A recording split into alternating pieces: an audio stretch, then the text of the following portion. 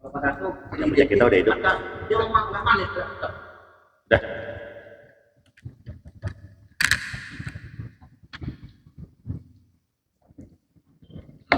Assalamualaikum warahmatullahi wabarakatuh. Bismillahirrahmanirrahim. Ila hadratin Nabil Mustafa Sayyidina Maulana Muhammadin wa ala alihi wa ashabihi wa dhurriyyatihi ya Sayyidana ya Rasulullah.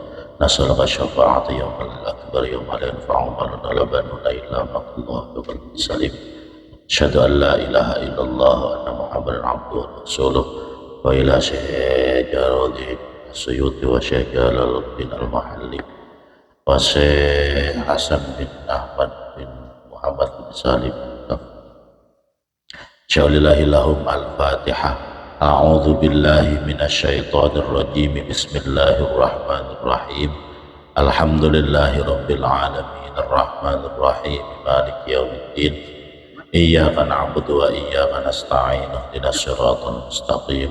Shiratal ladzina an'amta 'alaihim ghairil maghdubi 'alaihim waladdallin. Bismillahirrahmanirrahim. Alhamdulillahirabbil alamin. Assalatu wassalamu ala sayyidil mursalin sayyidina maulana Muhammadin wa ala alihi wa sahbihi ajma'in. Inna ahsanal hadits kitabullah wa khairul hadi hadi Muhammadin Rasulillah. Syarrul umuri muhdatsatuha wa kullu muhdatsatin bid'ah wa kullu bid'atin dhalalah kullu dhalalatin finnar. Qala Allah ta'ala fil Qur'anil Karim wa asdaqul qailin. A'udzu billahi minasy syaithanir rajim.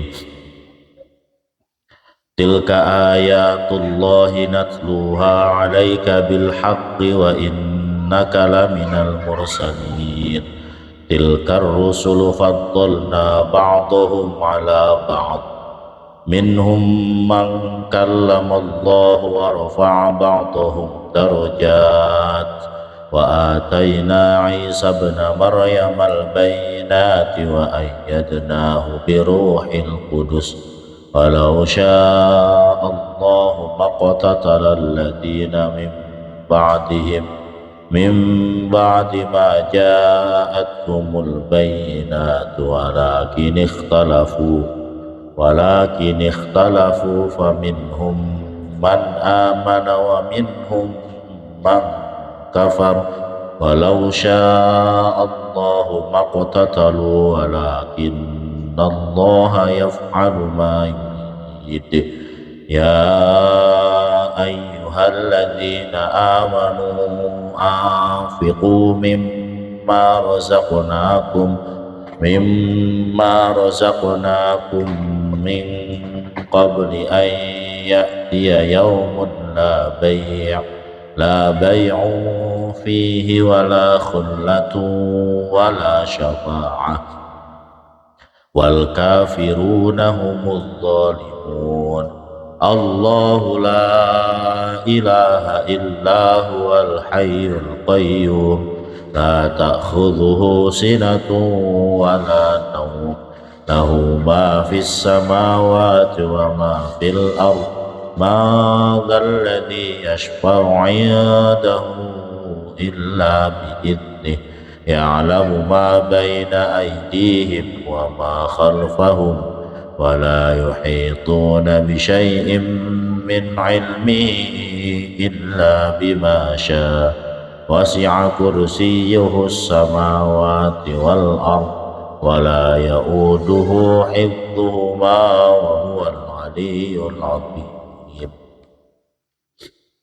Bismillahirrahmanirrahim. Surah Al-Baqarah 252.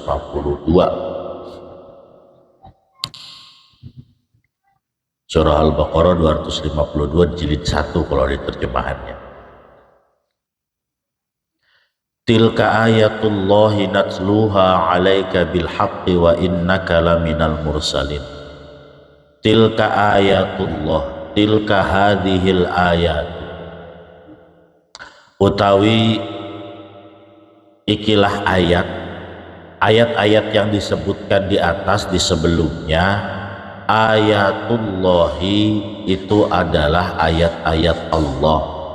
Natluha yang kami ceritakan tentang ayat-ayat tersebut, nakussuha kami ceritakan, natsluha membaca di sini diartikan sebagai nakussu, menceritakan ayat-ayat tersebut, alaika kepada engkau wahai ya Muhammadu, wahai Muhammad, bil haqqi dengan kebetulan, dengan betul-betul, dengan hak, bisidqi dengan sesuatu yang sidq, dengan sesuatu yang jujur, wa innaka dan sesungguhnya engkau laminal mursalina betul-betul dari golongan para rasul.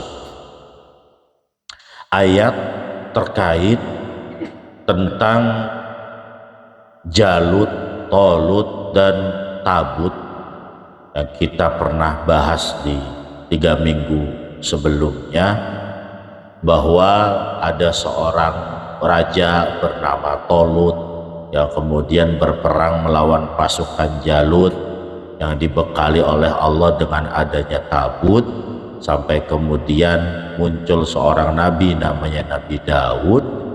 Cerita itu betul adanya.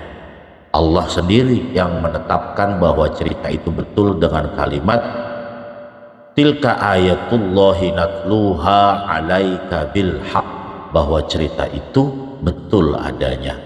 Bagaimana Tolut dengan pasukannya sambil membawa tabut yang tadinya hilang, yang tadinya dicuri, kemudian mampu memerangi orang-orang pasukan Jalut, mampu mengalahkan pasukan Jalut. Kemudian pasukan Jalut dikalahkan justru oleh seorang anak muda yang bernama Daud. Ya, kemudian Daud itu dikaruniai oleh Allah berupa gelar kerasulan, kenabian, juga gelar raja. Cerita yang seperti itu bukan karangan-karangan narasi yang tidak jelas, sesuatu yang fiksi, bukan. Itu betul terjadi, itu betul adanya. Karena banyak orang-orang muslim pada saat, orang-orang kafir, orang-orang musyrik pada zaman Nabi Muhammad meragukan cerita itu tentang kebenarannya. Maka untuk mengatakan bahwa itu adalah sesuatu yang benar, Allah turunkan ayat tilka ayatullahi natsluha alaika bil haqq. Bisa-bisanya Nabi Muhammad menceritakan cerita yang telah terjadi ribuan tahun yang lalu, itu karena Allah menceritakannya kepada Muhammad, kepada Nabi Muhammad SAW. Kemudian Nabi Muhammad ceritakan lagi kepada para umatnya.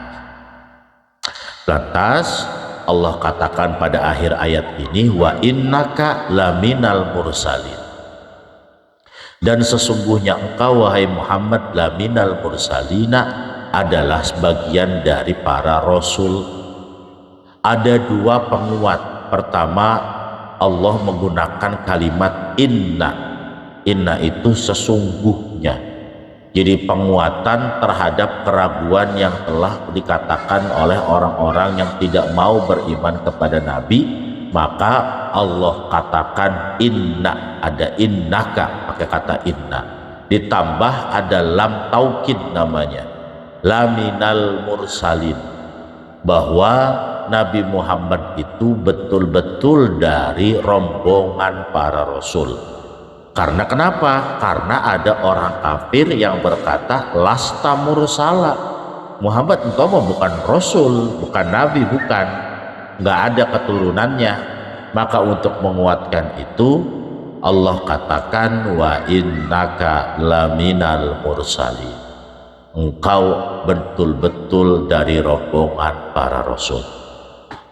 Ya, kalau kita juga ada ceritakan tentang sejarah-sejarah para pahlawan-pahlawan, para wali-wali, para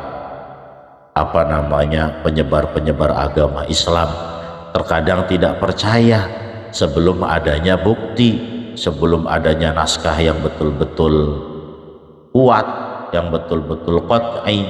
Begitupun orang-orang pada zaman Nabi Muhammad, ada yang meragukan terhadap cerita-cerita yang dikemukakan oleh Al-Quran, dikarenakan cerita itu terjadinya ribuan tahun silam. Bisa tahu dari mana?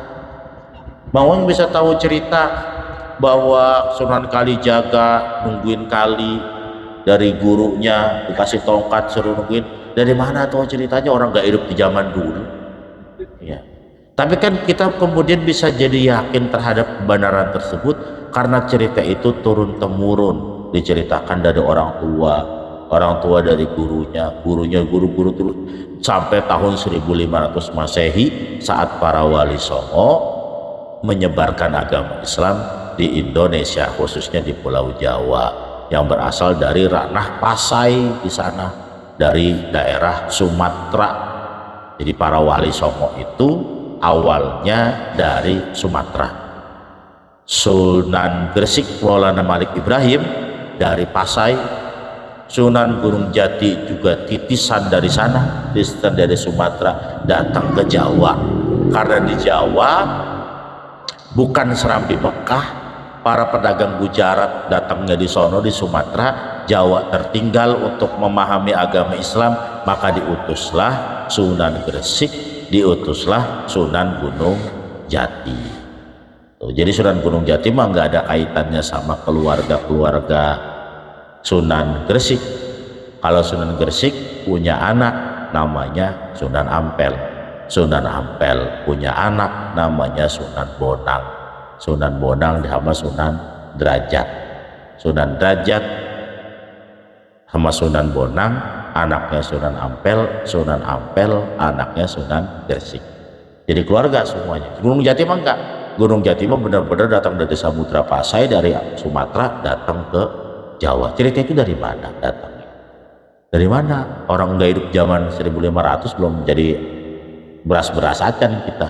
Tapi kan cerita itu sudah ada, sudah melegenda. Begitupun cerita tentang Tolut, Jalut, dan Tabut serta Nabi Daud, ceritanya turun temurun.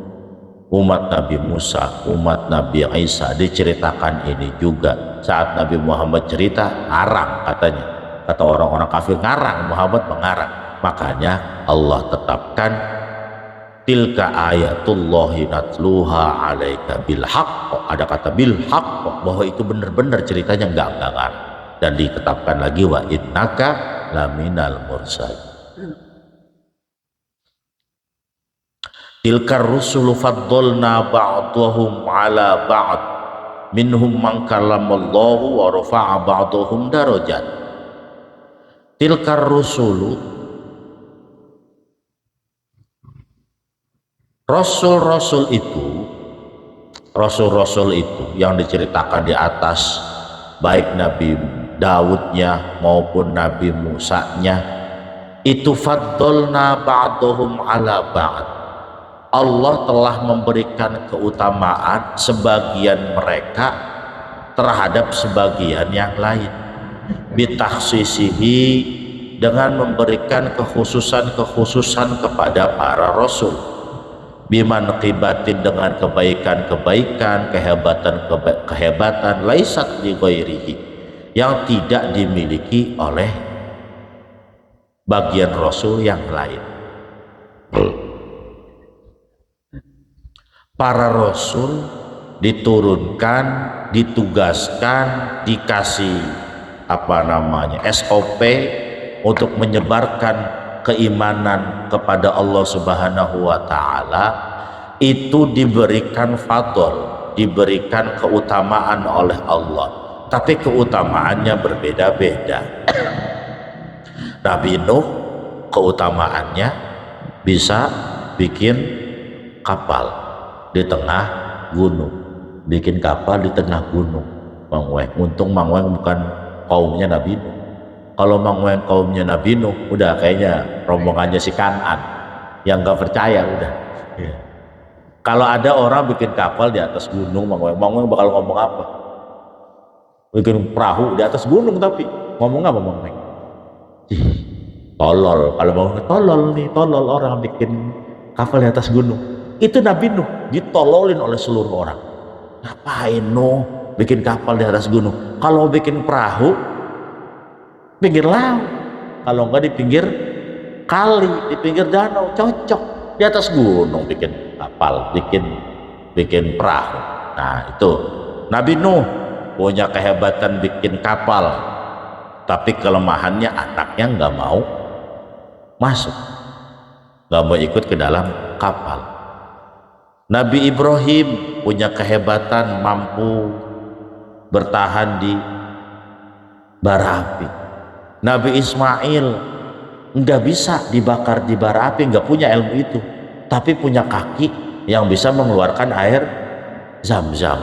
Nabi Ibrahim kebal dibakar api, kakinya nginjak-nginjak bumi, nggak keluar air zam-zam.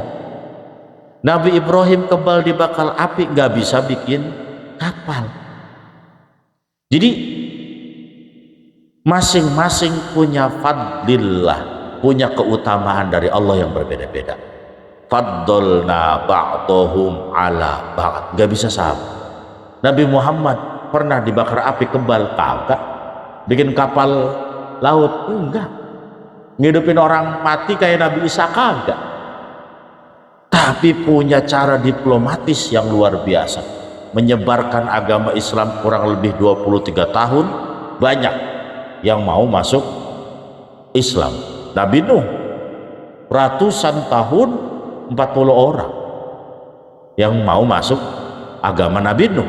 Nabi Muhammad enggak punya kesaktian kebal bacok, agak. Orang kena batu, kena panah, berdarah, dibakar api sama Abu Jahal juga nggak pernah. Kemudian nginjek-injek kaki di bumi keluar air zam-zam juga enggak. Tapi punya cara berbicara yang hebat, menangani masalah yang bijak, yang itu menjadikan mukjizat bagi Nabi besar Muhammad Sallallahu Alaihi Wasallam. Kita paksa-paksa Nabi Muhammad buat kebal di bakar api, ya orang nggak dikasih itu sama Allah. Haji Rembo ya pakar militer, ya suruh kayak Mang Weng gitu, kemudian apa namanya nyikatin WC kagak bersih-bersih, ntar Mang Weng iya pegang senjata. Beda-beda, semuanya punya keutamaan masing-masing, gak bisa disamakan. Bikin proposal dewan paling jago, ya coba suruh ngangkat AK-47 nggak bisa, nyeklek AK-47 nya jatuh. Semuanya punya apa kelebihan yang Allah kasih masing-masing. Nggak mungkin orang itu bisa semuanya, nggak mungkin. Jadi itulah, apalagi kita manusia biasa yang bukan nabi dan bukan rasul. Nabi dan rasul aja dikasihnya beda-beda. Ada yang dikasih tongkat kayak Nabi Musa. Nabi Musa dikasih tongkat doang? Enggak dikasih kebal api, enggak dikasih bisa ngeluarin air zam-zam nginjek-nginjek kaki, enggak, kasih setongkat-tongkatnya. Itulah makna faddalna ba'dahum ala ba'd. Minhum man kallamallah, sebagian dari para rasul tersebut ada yang Allah berbicara kepadanya, yaitu Nabi Musa. Kamu Musa seperti halnya Nabi Musa, maka nama lain Nabi Musa adalah Kalimullah. Wa kallamallahu Musa taklima. Nabi Muhammad ada nggak digituin? Nggak ada. Cuma Nabi Musa, wa kallamallahu Musa taklim, naik ke atas gunung Tursina kalau tidak salah namanya. Kemudian apa, singkat cerita, Allah mengeluarkan suaranya, walaupun ada yang mengartikan ini bukan betul-betul suara yang betul-betul suara Tuhan, suara Allah, karena baru gemuruh aja udah merinding, petir udah keluar kemana-mana, akhirnya balik lagi. Nggak jadi ngajak ngomong Allah. Makanya Nabi Musa punya kehebatan dan dijuluki sebagai Kalimullah, karena Allah mengajak bicara Nabi Musa pada saat Nabi Musa meminta Allah untuk berbicara. Karena memang kalau kita lihat dari cerita-cerita para nabi, Nabi Musa lah yang nabinya rada pogal. Pogal itu apa ya? Apa pogal? Rada galak, rada streng, rada keras gitu pokoknya. Makanya dikasih umatnya juga umat yang rada sableng, rada bangor umatnya. Dikit-dikit ngalen ya, dikit-dikit ngomong ke Nabi Musa. Oh ini Musa, ini gimana makanan ini doang? Oh mau makanan lagi, turunin mana wasalwa. Bes mana wasalwa, bosan makan mana wasalwa. Akhirnya kata Allah, ini kita bunuh aja Pak Yahudi. Ya udah matiin berat semuanya. Nah, makanya kita bersyukur menjadi umatnya Nabi Muhammad Sallallahu Alaihi Wasallam. Kalau kita jadi umat Nabi Musa, kayak habis, kayak mati lagi kita. Nabi Musa dijuluki Kalimullah karena peristiwa yang agung pada saat Nabi Musa hendak berbicara dengan Allah Subhanahu wa Ta'ala. Wa rafa'a ba'dahum, dan Allah mengangkat sebagian para rasul darajatin, beberapa derajat, ala ghairihi, terhadap selain para rasul tadi. Seperti halnya Nabi Muhammad. Nabi Muhammad itu diangkat derajatnya oleh Allah dengan bi'umumid da'wati, dengan dakwah yang mencakup seluruh manusia. Kalau Nabi Musa itu cakupannya hanya cakupan Bani Israel, Babilonia, udah segitu-gitunya. Nabi Adam jadi nabi kan cuma sedikit doang. Umatnya Nabi Adam siapa? Pak Ketua Pak Jaripin. Umatnya Nabi Adam siapa? Pak Jaripin? Bininya sama anak-anaknya doang. Yang lain nggak ada, dua-dua. Nabi Ibrahim umatnya segitu-gitunya. Nabi Ismail masih sepi di Mekahnya, belum ramai. Giliran Nabi Muhammad bi umumid dakwah, dakwahnya umum seluruh manusia ya. Dari belahan kutub utara sampai kutub selatan. Mati. Dari belahan kutub utara sampai kutub selatan. Walaupun tidak diberikan sebuah kesaktian yang indrawi. Kesaktian indrawi itu ya kayak tongkat Nabi Musa, kebal dibakar api, itu namanya kesaktian indrawi. Tapi Nabi Muhammad diberi kelebihan untuk bisa berdakwah kepada seluruh umat manusia, bahwa cakupan ajaran Nabi Muhammad itu bukan hanya orang Arab saja, tapi seluruh manusia di belahan bumi manapun, padahal nggak dikasih kesaktian. Kalau yang lain mah dikasih kesaktian juga cuma segitu-gitu ya, secuok doang. Muhal enggak, semuanya mengikuti agama Islam. Wa khatamin nubuwati, dan Nabi Muhammad diberikan kelebihan sebagai penutup para nabi, penyempurna para nabi. Syariat Nabi Adam sampai Nabi Isa alaihi salam disempurnakan oleh syariat Islam yang dibawa oleh Nabi Muhammad sallallahu alaihi wasallam. Enggak gampang jadi pemain terakhir. Jadi pemain terakhir gampang enggak? Iya, salah sliding kartu merah. Namanya pemain terakhir. Salah sedikit disalahin, pemasukan disalahin. Maka bukan menjadi sebuah kemudahan menjadi penutup para nabi dan penutup para rasul. Itu sebuah mandat yang luar biasa hebat dari Allah Subhanahu wa Ta'ala. Enggak sembarangan menjadi garda paling terakhir begitu, Pak Haji Rambo. Yang paling terakhir kan senjatanya paling lengkap, dikit-dikit masuk, dikit tembak. Kan pilihannya yang paling terakhir, betul. Paling terakhir itu pasti pilihan. Makanya jangan pernah kita menjadi orang yang malu jadi umat Nabi Muhammad, ngomong sama orang Yahudi, Firman, kamu buat Islam ya, Nabi kamu bisa apa? Nggak punya tongkat, nggak bisa ngebelah laut kayak Nabi saya, nggak bisa jadi ular tongkatnya, nggak bisa kan Nabi kamu? Bisa apa Nabi kamu? Jangan pernah malu. Iya, tapi Nabi gua nggak punya apa-apa. Cakupannya dari kutub utara sampai dengan kutub selatan. Ayo, benua mana yang gak dijajahin oleh agama Islam? Lantas apalagi wa tafdili ummatihi ala sairil umami, dan keutamaan umatnya Nabi Muhammad dibandingkan dengan umat-umat yang lain. Nanti di yaumil qiyamah, umat Nabi Muhammad itu diseleksinya paling awal. Sebelum umat Nabi Adam, sebelum umat Idris, Nuh, Saleh, Ibrahim sampai Nabi Isa, yang paling pertama dihisab, yang paling pertama diseleksi adalah umat Nabi Muhammad Sallallahu Alaihi Wasallam.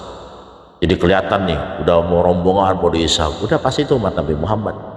Umat-umat yang lain terbelakangan, dia mau masih pada kepanasan, masih pada keringetan, masih pada kelep sama keringetnya. Umat Nabi Muhammad udah duluan. Yang bawa kartu golden ticket umat Nabi Muhammad duluan. Itu namanya tafdili ummatihi ala sairil umami. Kalau umat-umat yang lain harus beribadah puluhan tahun, ratusan tahun baru bisa masuk surga, baru bisa balance, umat Nabi Muhammad enggak kudu, cukup semalam doang, yang penting ketemu sama malam Lailatul Qadar, selesai. Umat-umat sebelumnya harus ini, harus itu, harus ini, harus itu, kudu mati dulu baru diampuni dosanya oleh Allah, kayak umatnya Nabi Musa. Umat Nabi Muhammad gak kudu, cukup taubatan nasuha, udah diterima, udah diampuni segala dosa. Wal mu'jizatil mutakathirati, dan mukjizat-mukjizat yang banyak. Nabi Muhammad itu punya mukjizat-mukjizat yang juga banyak. Enggak hebat, enggak gede banget mukjizatnya, tapi banyak. Tangan bisa keluar air, kemudian masak apa namanya, masak sayur enggak habis-habis, masak roti, masak daging enggak habis-habis. Perang Khandaq tiba-tiba menang, ada petir hujan gede nyerang ke sana. Perang Badar 313 menang. Itu kalau bukan mukjizat udah susah, aneh, gak bisa. Ditambah mukjizat-mukjizat yang lain, terutama mukjizat Al-Qur'anul Karim. Jadi kalau ditanyakan apa mukjizat Nabi Muhammad yang terbesar, ya Al-Qur'anul Karim. Itu mukjizat itu. Mau apa di situ? Mau ilmu kedokteran ada, mau ilmu perbintangan ada, mau ilmu kehewanan ada, mau ilmu hitung-hitungan ada, mau ilmu klimatologi ada, mau ilmu astronomi ada, peperangan ada, ibadah sholat ada, haji, semuanya ada. Bahkan pengetahuan tentang akhirat juga ada, bahkan cerita dari zaman Nabi Adam sampai zaman Nabi Isa ada, semuanya lengkap. Makanya dikatakan mukjizat paling besar. Wal khosaisul adidah, dan beberapa kekhususan yang hanya Nabi Muhammad miliki. Umat-umat lain atau nabi-nabi lain tidak memiliki kekhususan tersebut. Apa kekhususannya? Salah satunya kesabaran. Nabi Muhammad itu memiliki kesabaran yang tidak dimiliki oleh level kesabaran nabi-nabi yang lain. Kalau nabi-nabi yang lain ditawarin gunung Uhud buat meledak, kayaknya diterima. Nabi Muhammad enggak, sabar, udah nggak apa-apa, itu biar kita liatin aja, kita sabarin aja, udah jangan diapa-apain, jangan diinin, jangan diituin. Itu salah satu khosaisul adidah. Jadi walaupun tidak seperti Nabi Musa, tidak seperti Nabi Ibrahim, jangan khawatir bahwa kita sebagai umat Nabi Muhammad diberikan tafdili ummati ala sairil umami. Wa ataina Isa bin Maryam al-bayyinat, kami telah memberikan kepada Nabi Isa bin Maryam yaitu berupa mukjizat-mukjizat. Nabi Isa juga diberikan mukjizat-mukjizat. Kenapa yang disebutin cuman Nabi Musa dan Nabi Isa? Kenapa Nabi lain gak disebutin di ayat ini? Karena ada Nabi Ibrahim, kan ada Nabi Ismail. Karena audiennya yang diajak bicaranya itu adalah orang-orang Yahudi sebagai pengikut Nabi Musa alaihissalam dan orang-orang Nasrani sebagai pengikut Nabi Isa alaihissalam. Ayat ini tuh Madinah tuh, ayat Madaniyah tuh, ketemunya sama orang Yahudi sama orang Nasrani. Ya udah, yang diomongin mereka aja berdua. Itu bukti bahwa Nabi Muhammad juga tahu kalau Nabi Isa alaihissalam itu juga diberikan mukjizat oleh Allah, banyak, menghidupkan orang mati, bisa mengembalikan penglihatan orang yang buta dan seterusnya. Ya, ditambah Nabi Isa itu mukjizatnya lahir dari rahim ibunda bernama Maryam yang tidak punya ayah, tidak punya suami, ya, punya ibu namanya Hanna punya ibu namanya Hanna, kemudian punya bapaknya lagi namanya Imron. Jadi kakeknya Nabi Isa namanya Imron, kemudian Hanna punya anak namanya Maryam tidak punya suami, tiba-tiba hamil, ya, tiba-tiba perutnya melendung, ada anaknya, dihina-hina oleh orang, bisa-bisanya perempuan hamil nggak ada suaminya, ini pasti pezina. Bunda Maria atau ibu Maryam ngomong, walam yamsasni bashar, tidak ada yang pernah menyentuh saya, manusia apapun.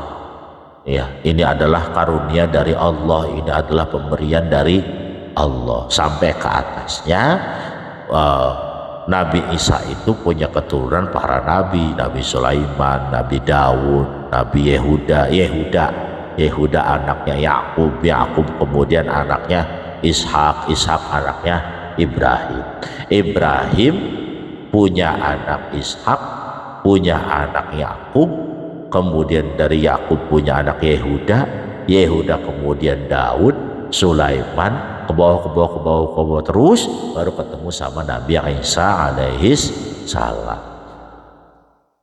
Yaitu Nabi Isa, ditambah Nabi Isa wa ayyadnahu biruhil qudus, dan Nabi Isa itu dikuatkan dengan adanya Roh Kudus. Jadi Roh Kudus itu di Al-Quran juga diceritakan. Ruhul Kudus itu adalah ruh yang suci. Al-Quds itu berarti suci. Al-Quds itu berarti suci. Siapa Ruhul Kudus itu? Ruhul Kudus menurut pendapat yang paling kuat, Ruhul Kudus adalah Jibril alaihissalam. Jadi Ruhul Kudus nama lain dari Jibril. Maka ada nama di Palestina namanya Al-Quds, tempat yang suci, Al-Quds. Karena wali yang namanya Sunan Ja'far Shodiq, Sunan Kudus, pernah belajar di Palestina, pulang ke Jawa Tengah, daerah dia diganti namanya menjadi Kudus, berasal dari Al-Quds yang ada di Palestina. Nah, itu Sunan Muria. Sunan Muria itu kalau tidak salah anaknya Sunan Kalijaga, kalau nggak salah. Sunan Muria, ya, anaknya Sunan Kalijaga. Ya, makanya Sunan Kalijaga, Sunan Muria deket-deketan. Ya, Sunan Muria, Sunan Kudus, Sunan Kudus anaknya Sunan Kalijaga, makanya deket-deketan. Kudus, Muria sama Kalijaga di satu daerah namanya Demak, ya, itu kalau tidak salah. Famin walau sya'allahu maqtatalal ladzina min ba'dihim, dan jika Allah punya keinginan, jika Allah berkehendak, lahadan nasa jami'a, maka pasti Allah akan memberikan hidayah kepada seluruh manusia.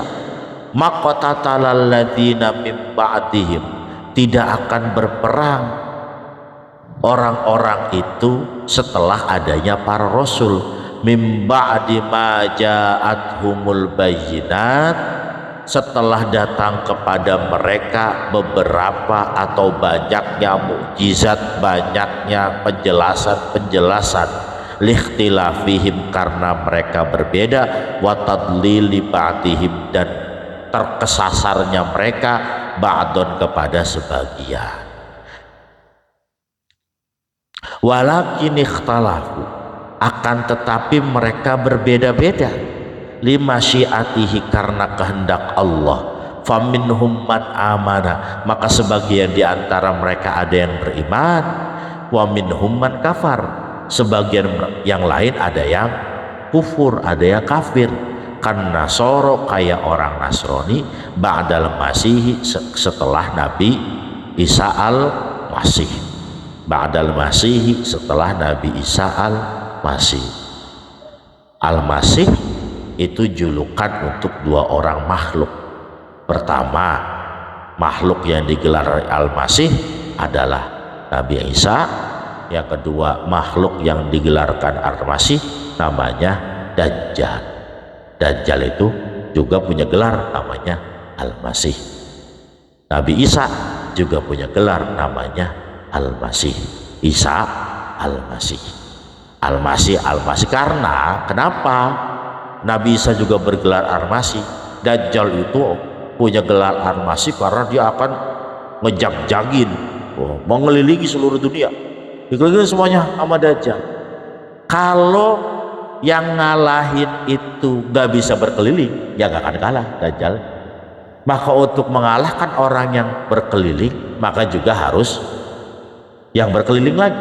Maka Nabi Isa juga punya gelar Al-Masih. Kata Allah, walau sya'allahu maqtatalal ladzina min ba'dihim, orang-orang yang berperang, ribut, adu argumen, berbeda pendapat, kalau Allah berkehendak mah enggak bakal ribut. Umat Nabi Musa, setelah Nabi Musa nggak ada, ribut apa akur? Ribut. Umat Nabi Isa, setelah Nabi Isa nggak ada, ribut apa akur? Ribut. Umat Nabi Muhammad, setelah Nabi Muhammad nggak ada, ribut apa akur? Ribut. Sama. Kenapa? Karena walau sya'allahu maqtatal ladzina min ba'dihim min ba'di ma ja'athumul bayyinat walakin ikhtalafu. Memang begitu kejadiannya.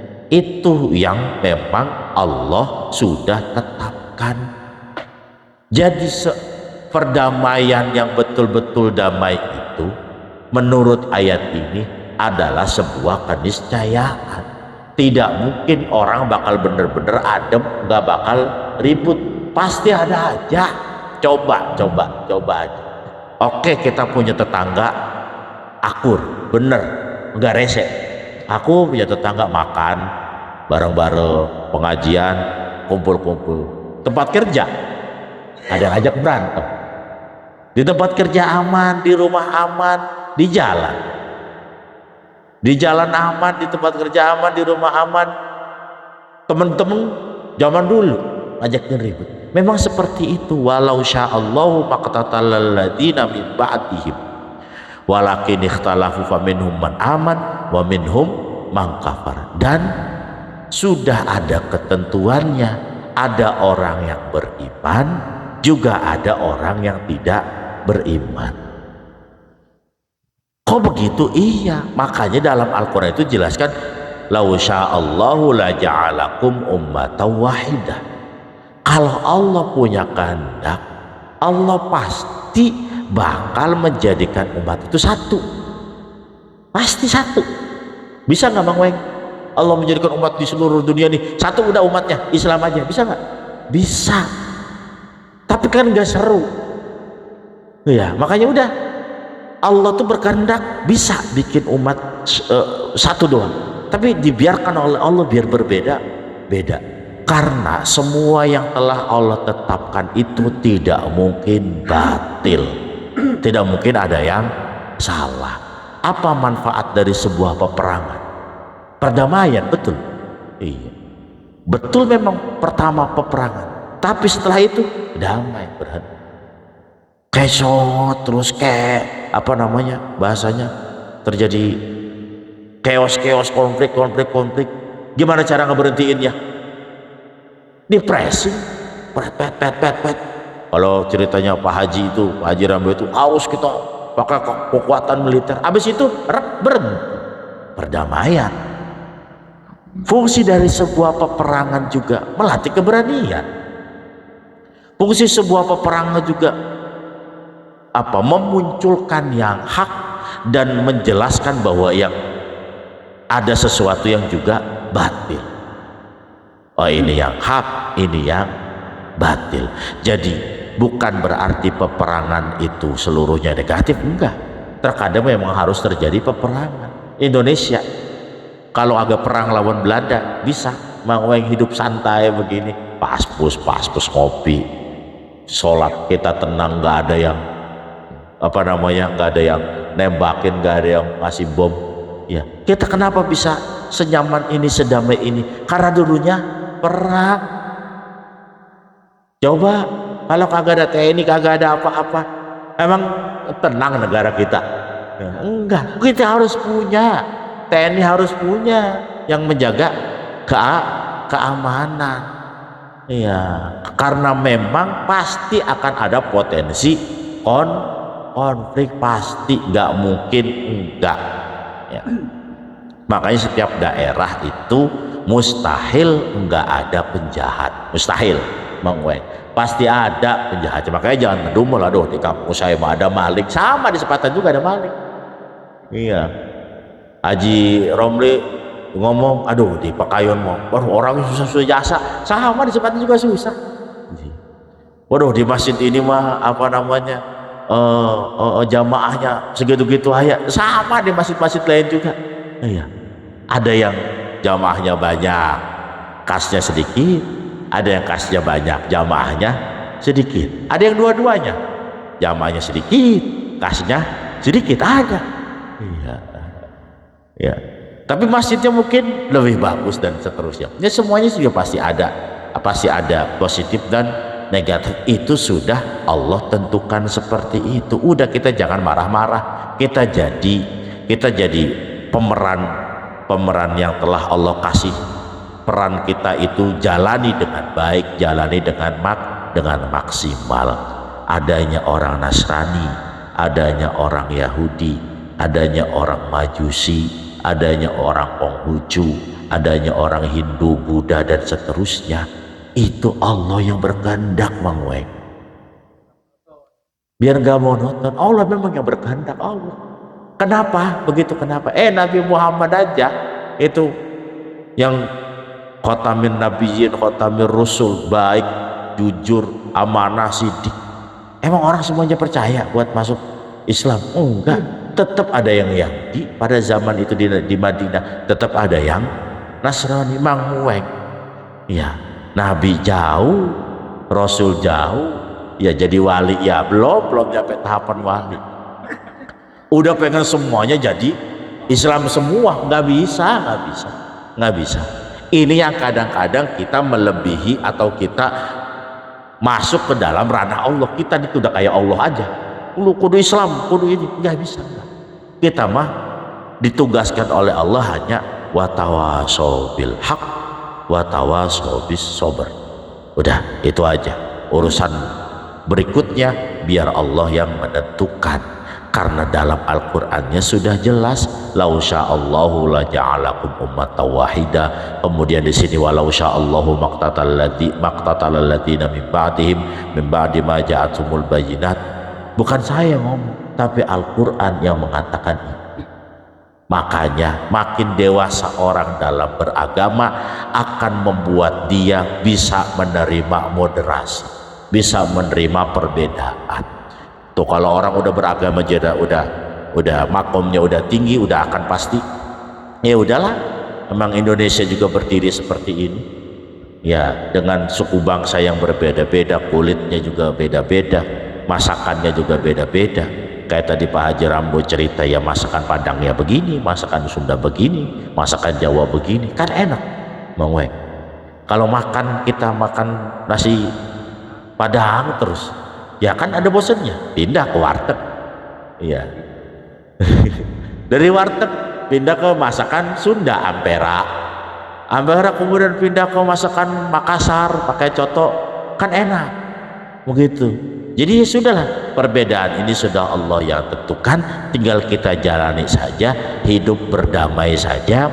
Kalau perlu ada peperangan, ya peperangan yang baik, peperangan yang telah diatur oleh Al-Quran, peperangan yang telah diatur oleh hadis oleh Nabi Muhammad Shallallahu Alaihi Wasallam. Tapi kalau bisa pakai cara diplomasi, ya diplomasi dahulu, seperti yang dilakukan oleh Nabi Muhammad Shallallahu Alaihi Wasallam. Diplomasi dulu.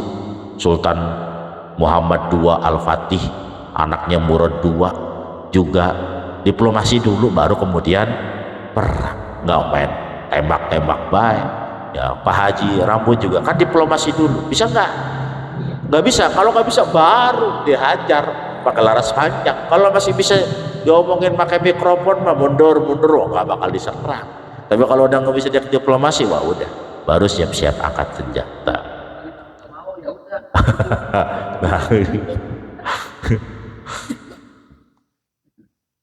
Walau sya'allahu maqtatalu, bahkan di ayat ini Allah menyebutkan walau sya'allahu maqtatalu itu 2 kali yang artinya sama.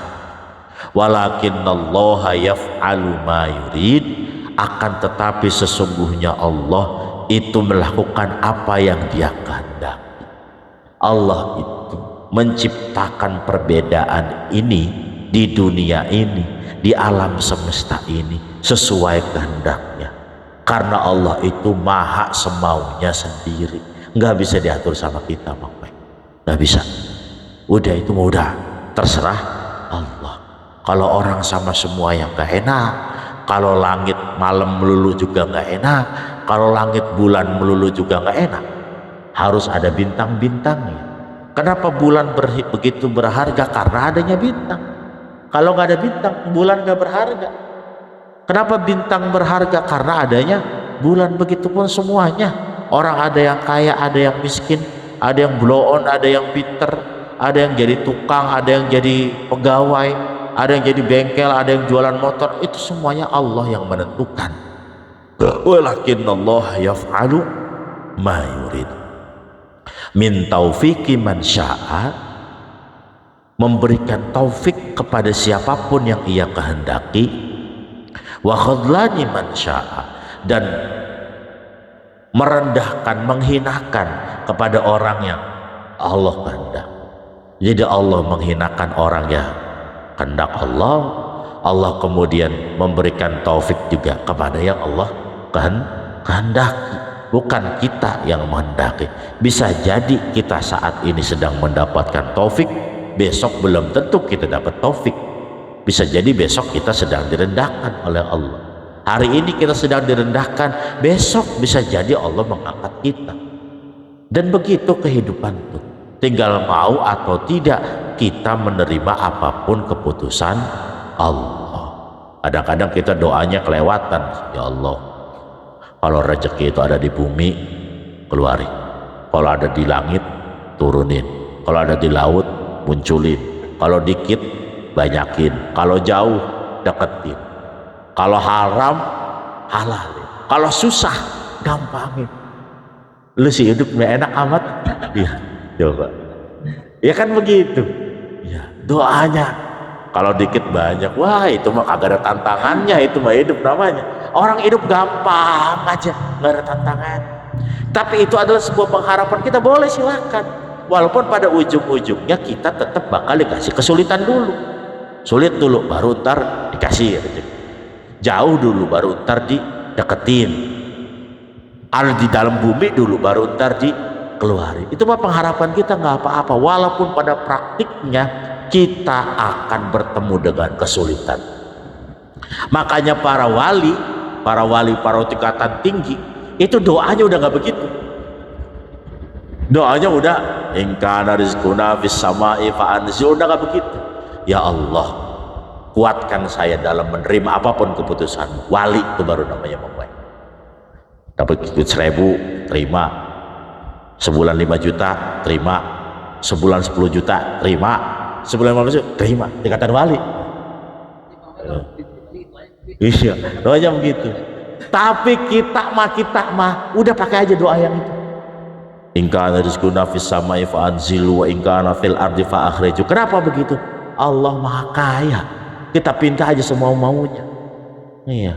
Kalau kita nggak minta, mau berarti kita takut disangka merendahkan. Allah nggak minta-minta, ya Allah kaya. Bang Wen punya orang tua kaya. Punya orang tua kaya, duitnya banyak, mobilnya banyak, tanahnya banyak, nggak minta apa-apa ke orang tua. Kata tetangga apa? Tolol, mempunyai orang tua kaya bukan minta motor, bukan minta mobil, kan begitu. Kita punya Allah Maha Kaya, pinta aja udah. Ya, makanya itu diatur doanya oleh para ulama. Inna duha'a duha'uka wal baha'a baha'uka wal jamala jamaluka. Itu tuh pujian dulu, baru habis muji Allah. Engkau maha ganteng, maha keren, maha baik, maha luas. Minta duit, di langit turunin, di laut keluarin, di bumi keluarin, jauh deketin, dikit banyakin, haram halalin, seterusnya. Atina ma ataita ibadaka sholihin. Kasih aku apa yang telah engkau beri kepada orang-orang soleh. Akhirnya penutupnya begitu ya. Doa-doa itu jadi masyhur di kita sebagai penguat bahwa Tuhan kita Allah Subhanahu wa Ta'ala itu maha kaya. Gak apa-apa, udah minta aja semuanya kepada Allah, karena meminta kepada Allah mah Allahnya tidak akan pernah bosan. Lidah kitanya juga malah dapat pahala, menjadi sugesti positif untuk bisa bergerak ke arah lebih baik, untuk bisa mendapatkan fadlnya Allah seperti yang telah Allah kasih kepada para orang-orang soleh. Ya ayyuhalladzina amanu sadaqallahul adzim. Sejam ya ini juga ngaji tafsir, sejam 2 ayat nih insyaallah. Ngaji ini fikih dulu sebentar nih, kemarin kelewat lagi, takutnya kelamaan malah yang ngaji fikih lupa.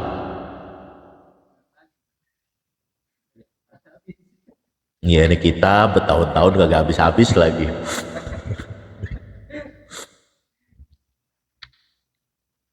Bismillahirrahmanirrahim. Qala al-mu'allif rahimahullahu ta'ala wa nafa'an bihi wa bi'ulumihi fid dharain.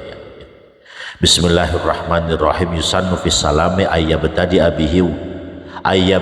abihi wa wajhu mustaqbilul qiblati wa taslimatu tsaniyatu wal iltifatu bihaitsu yurakhatuhu fit taslimataini minal khalfi. Dalam salam disunnahkan untuk wajahnya menghadap ke kiblat dulu. Assalam, ke kiblat dulu wajahnya. Wa taslimatu tsaniyatu wal iltifatu, kemudian ada 2 kali salam, ke kanan dan ke kiri. Gak wajib tuh ke kanan dan ke kirinya, nggak nengok juga nggak apa-apa, yang penting salamnya. Karena kasusnya ini kayak lagi jadi Terminator, kan nggak bisa nengok, makanya itulah hukumnya salam itu sunnah. Coba kalau jadi rukun Bang Weng, kasihan Pak Dewan lagi jadi Terminator nggak bisa nengok dia ya. Jadi makanya tengok ke kanan dan nengok ke kiri hukumnya sunnah. Tapi kalau mau dapat kesunahan yang lebih banyak, awali dari menghadap kiblat. Assalamnya masih dalam menghadap kiblat. Ketika nengoknya wal iltifatu bihaitsu yura khattuhu fi taslimatain wal khalfi. Nengoknya itu sampai pipinya kelihatan, sekira-kira kelihatan oleh orang yang ada di belakang. Habisin pipinya, kira-kira kelihatan pipi kita sama orang belakang. Jadi kalau mau dapat sunnah sekalian assalamualaikum, tuh pipinya sampai pipi kita kelihatan, jangan assalamualaikum, itu berarti nggak kelihatan, tapi tetap dapat sunnah. Sunnahnya nggak maksimal. Kalau maksimal tengokin assalamualaikum. Tuh. Terus wa ayyabda'a al iltifata indal mim. Kapan kita nengok? Apa assalam? Apa kapan? Apa warakatuh? Maka kita mulai nengok itu indal mimi min alaikum, ketika bunyi mim alaikum. Assalamu alaikum. Tuh. Assalamu alaikum. pas lagi nengok. Ya, terus kapan? Nah, makanya wal intihau minas salam ma'al intiha minal iltifat. Selesainya salam berbarengan dengan selesainya nengok. Assalamualaikum warahmatullahi. Assalamualaikum warahmatullahi. Tuh, lurus lagi ke arah kiblat, selesai warahmatullah, lurus ke arah kiblat. Assalamualaikum warahmatullahi. Assalamualaikum warahmatullahi. Gitu, pipinya sampai kelihatan ke belakang. Wattayamunu, sunnahnya kanan dulu, sunnahnya kanan dulu. Kalau kiri dulu, ya secara fikih basah. Jangan bilang-bilang, tapi secara fikih basah. Kalau ada orang tengok kiri itu, Assalamualaikum warahmatullahi wabarakatuh, secara fikih sah. Sunnahnya malah, sunnahnya sih tetap kanan dulu. At-tayamun itu adalah kajian penting dalam fikih. Banyak tayamun tuh.